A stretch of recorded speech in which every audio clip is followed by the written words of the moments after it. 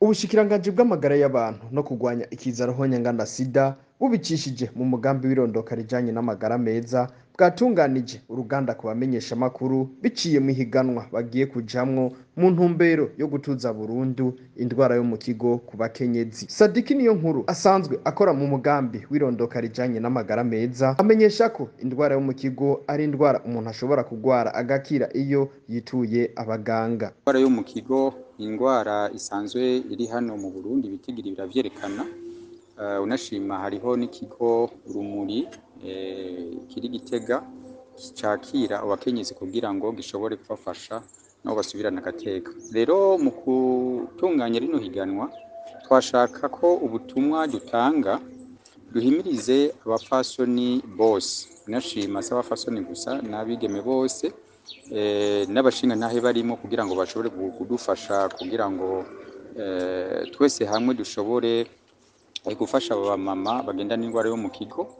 Ntihagire umumama n'umwe muri iki gihugu c'u Burundi yoguma yikumira, yoguma ari inyuma, ariko ubutumwa bushikire bose kugira ngo umurwayi wose ahari hose na wawundi ari inyuma gose na wawundi yikumira gose ubutumwa bumushikire ashobore kumenya yuko indwara yo mu kigo ivugwa kandi igakira atanumwe asigaye mu kibano y'inyegeje. Sadiki Niyonkuru yabandanije atubwira bimwe mu bimenyetso vy'iyo ndwara yo mu kigo naho ushobora kwitura bakakwakira ugataha wakize kandi bikoroheye. Ukaba ubona umwanda mutoya uca mu gihimba c'irondoka, ukaba ubona umwanda mukuru uca mu gihimba c'irondoka, canke ugasanga ivyo vyose biriko biraca mu gihimba c'irondoka.